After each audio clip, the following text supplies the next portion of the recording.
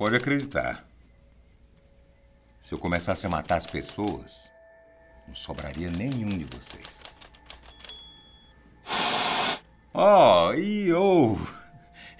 Eu cresci sabendo que eu ia acabar na cadeia. E tudo de ruim que eu aprendi foi na rua. Eu fiz o que eu fiz porque precisava fazer. Eu sabia o que eu estava fazendo. Eu criei o meu jogo, onde eu sou o rei. Um deus. Se eu fosse você, mexia comigo não. Tá me chamando de assassino por quê? Eu não quebrei nenhuma lei. Eu não matei ninguém. Nunca precisei matar ninguém. Eu só usei minha cabeça. Eu fui esperto. Muito esperto.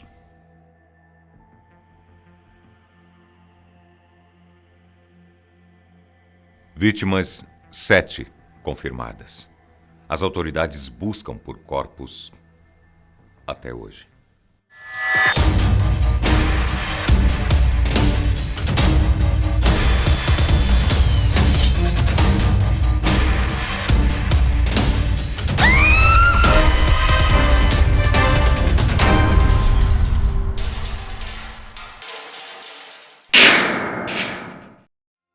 Escrito por Rayane Franco, baseado em uma história real.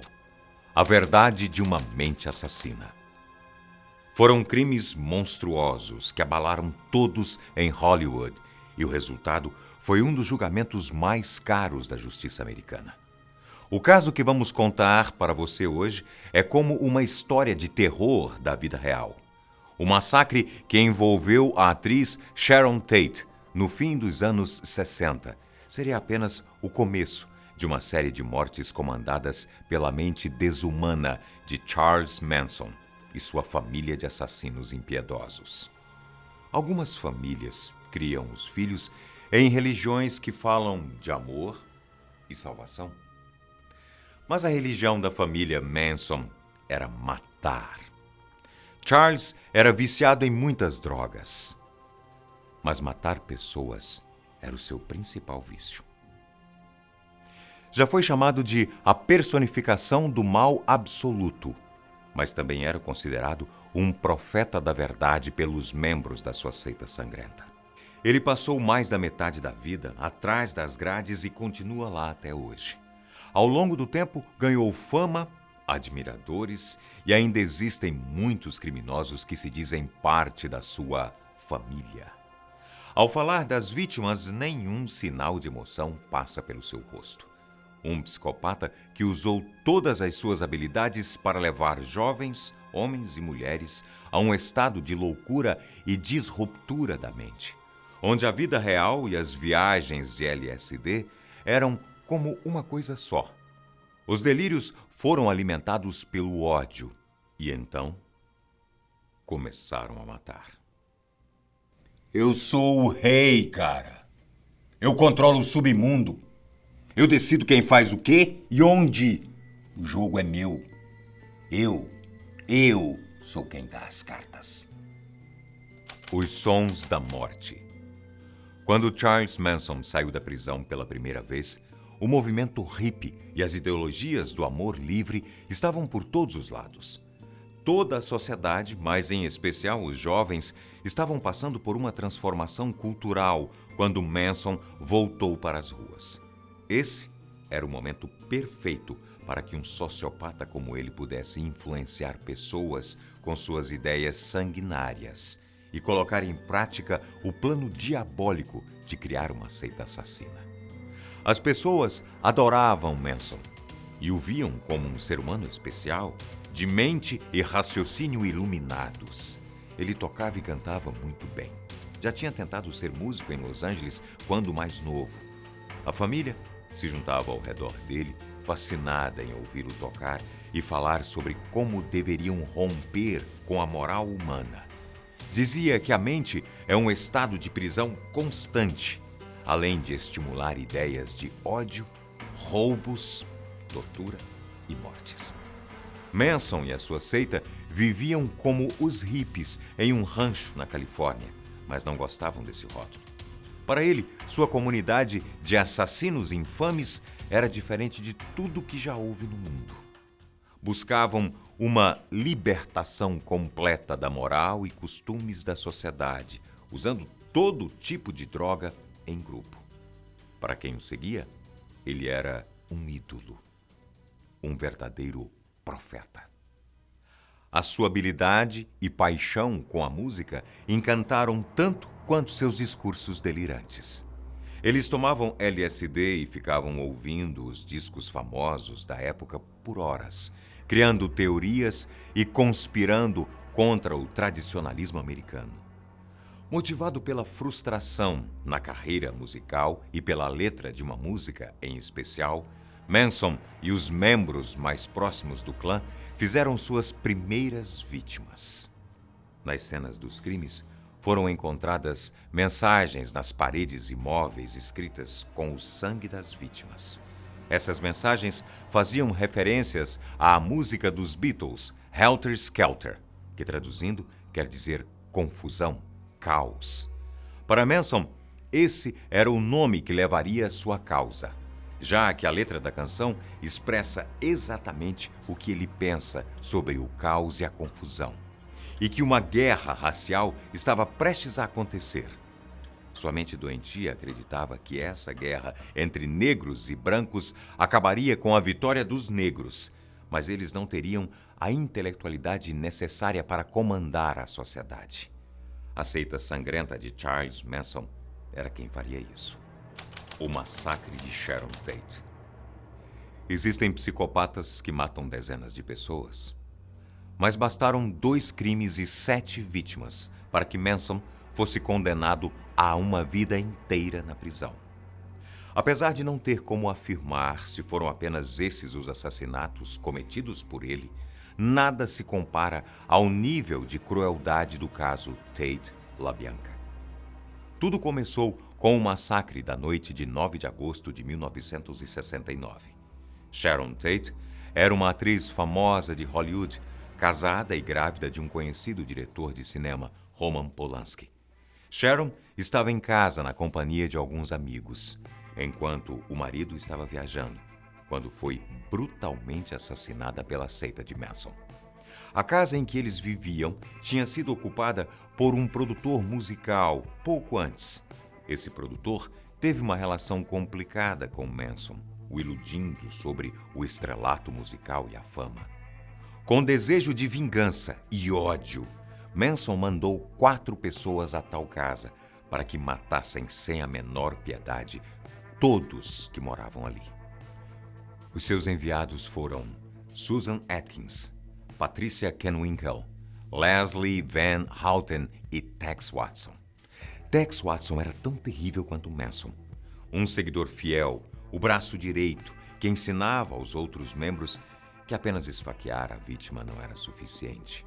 Para causar estrago era preciso enfiar a faca e puxá-la para cima. Segundo as palavras da própria polícia. Todos estavam profundamente drogados na noite do crime. E o estado de delírio fazia tudo parecer um pesadelo vivo. A cena encontrada pela polícia era um verdadeiro pandemônio de sangue e violência. 4 pessoas esfaqueadas e baleadas, brutalmente assassinadas. As mensagens Helter Skelter estavam escritas com sangue na parede. Era como uma assinatura para eles. Os principais membros da seita de Manson eram assassinos alucinados. Nenhuma digital ou rastro de DNA deles foi encontrado. E durante muitos meses, o mistério sobre o que realmente aconteceu na casa de Sharon Tate permaneceu sem explicações. Por falta de provas, a polícia concluiu que os 4 morreram por um acerto de contas ligado ao tráfico de drogas. Mal sabiam que os casos de violência da família Manson estavam só começando. O assassinato dos LaBianca. Um dia depois do massacre na casa de Sharon Tate, o grupo de assassinos de Manson estava de volta às ruas de Los Angeles, caçando novas vítimas. Aleatoriamente, Manson e os outros invadiram a casa de Leno e Rosemary LaBianca. Primeiro, Manson entrou e rendeu o casal dizendo que era um assalto. Depois chamou o seu grupo dando instruções e pedindo que não demonstrassem que a intenção era matá-los. Eles mataram a senhora LaBianca no quarto do casal com 42 facadas, enquanto Manson matava o marido também a facadas na sala de estar. O nível de loucura e crueldade desses assassinos estava sem controle. Depois de assassinar os LaBianca, deixaram novamente a mensagem Helter Skelter com sangue na porta da geladeira, comeram na cozinha e limparam absolutamente cada canto da casa. Mais uma vez, nenhum vestígio deles foi deixado para trás, e o vício em drogas parecia que agora se tratava de um vício em sangue. Mesmo com as semelhanças entre os casos, a polícia não achou que estivessem ligados de alguma forma e foram investigados isoladamente. Prisão por um fio.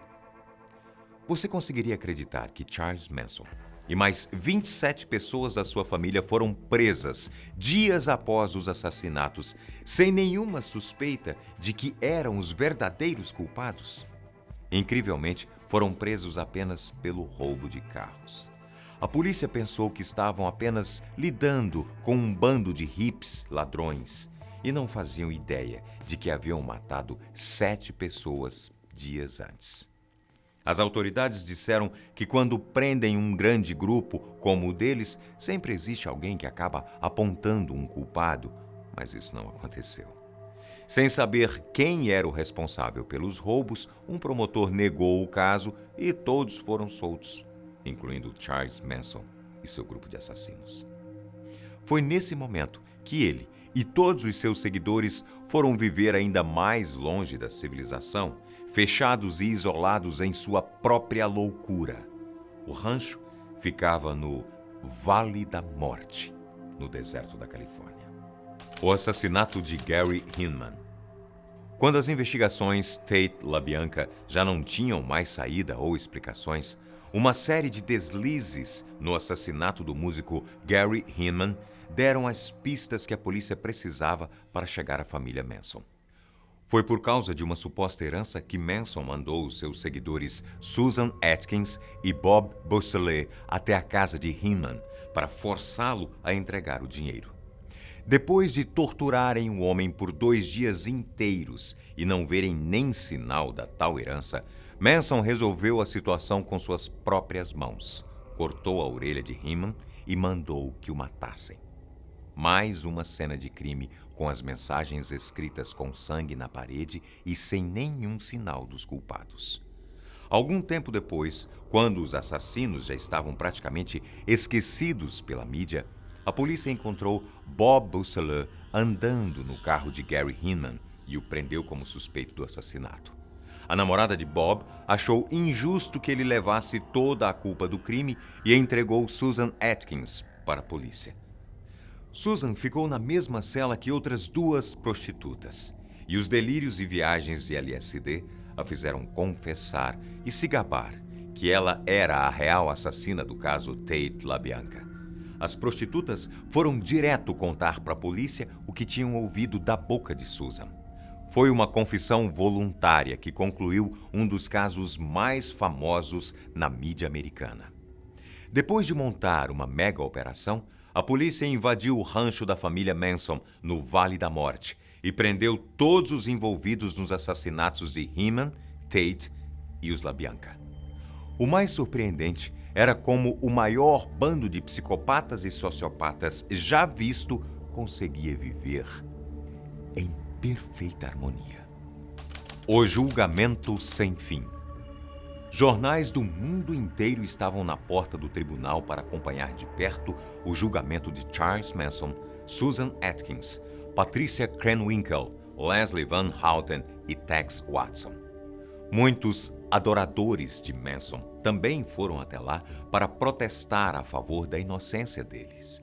Eles cantavam e não paravam de falar sobre a tal revolução. O show de horrores estava apenas começando. Todos os acusados tinham comportamentos instáveis. O primeiro desafio que a acusação enfrentaria eram as alegações de insanidade. O segundo era provar que Manson era a mente por trás de tudo. Insanidade é um termo usado pelos advogados para se referir às pessoas que não conseguem entender que o que elas estão fazendo é contra a lei. Charles Manson não só tinha lucidez sobre os seus pensamentos e atos, como controlou e influenciou o comportamento de Susan, Patricia, Leslie, Tex e muitos outros. As mulheres de Manson, como eram conhecidas Susan, Patricia e Leslie, eram tão devotas à figura de Charles Manson que provaram sua lealdade até diante do juiz.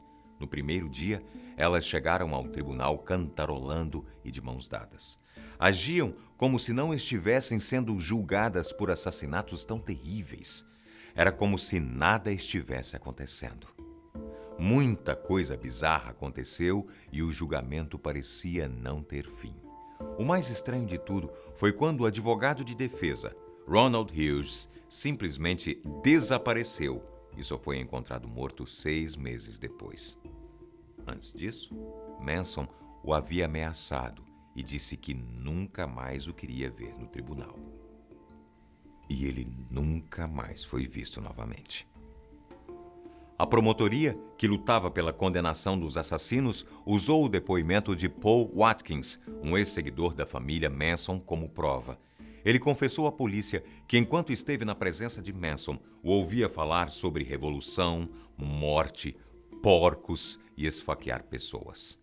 E que esse comportamento obsessivo foi ficando cada vez pior com o passar do tempo.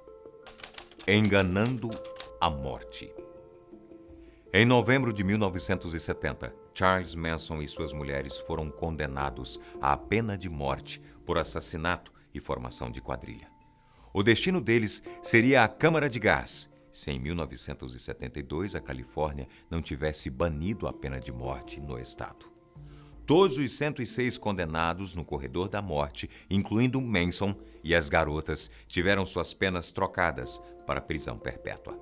Susan Atkins, uma das primeiras e mais fiéis seguidoras da família Manson, deu uma entrevista 7 anos depois do julgamento, contando detalhes dos assassinatos nunca antes conhecidos.